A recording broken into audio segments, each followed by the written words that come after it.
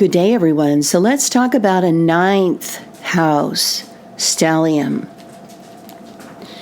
The ninth house is the house of expansiveness. The natural ruler of the ninth house is fire sign Sagittarius. And Sagittarius rules the hips and the thighs.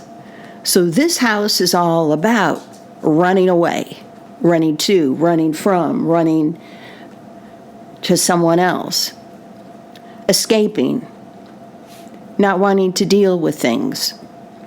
It's the house of adventures. It's the house of inspirational leaders. It's a house that is never satisfied. It's the house that reaches for the stars. You know, man's reach must extend his grasp, right? This is that house. This is an encouragement house. This is an inspiration house. This is a house of international energies, international languages, international cultures, international cities and states. This is an energy where you could desire to travel the world. It's an energy where you desire to learn multiple languages. You don't only know English, you know Japanese, you know Spanish, you know French, you know Italian. This house is not happy with just basic schooling. So they graduate from high school, right? Some people want to go on to college. Some people want to go on to a trade school. Some people don't want to do any schooling. This house wants to go do as much schooling as they can, and they will find themselves drawn to learning and educating themselves. And a lot of people with a lot of ninth house planets in here are lawyers or doctors or people who are internationally known. This energy reminds me very much of the Pope, right? He's an international leader. He's not just the leader in Italy, right? He is world renowned, and he inspires, and he's a religious leader. That's the energy of the ninth house.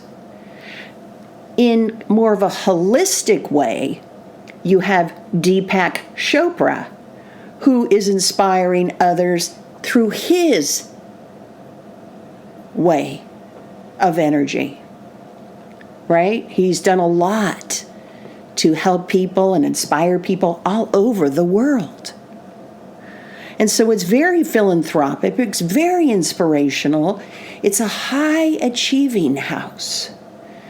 You know, like I said, you're never satisfied, just here. You're really into really furthering your education, and you constantly are questioning things, and how do things work, and how does he and she work, and what did they do, and what are the behaviors, and what's it like if I go to law school? What's it like if I become a doctor? What's it like if I run a marathon? It rules the hips and the thighs. So a lot of people with ninth house energies like to run.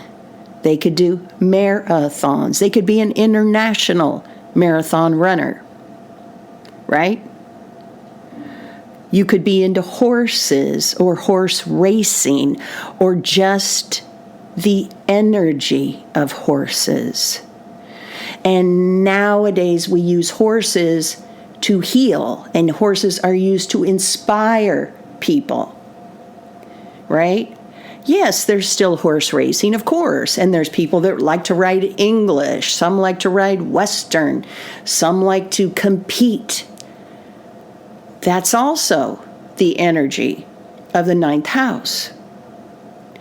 And so, again, this is lucky because Jupiter is the ruler of Sag, so there's a luckiness to it, there's an abundance to it. There's like always reaching for the stars, optimism with this house, religious pursuits, making a difference in the world, seeing the world, traveling the world, experiencing everything they possibly can experience.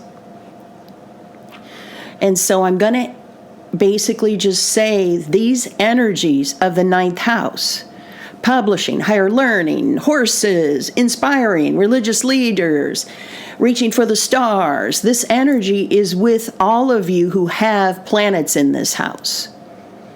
Now, granted, if you have a stellium, woo, lots of energy.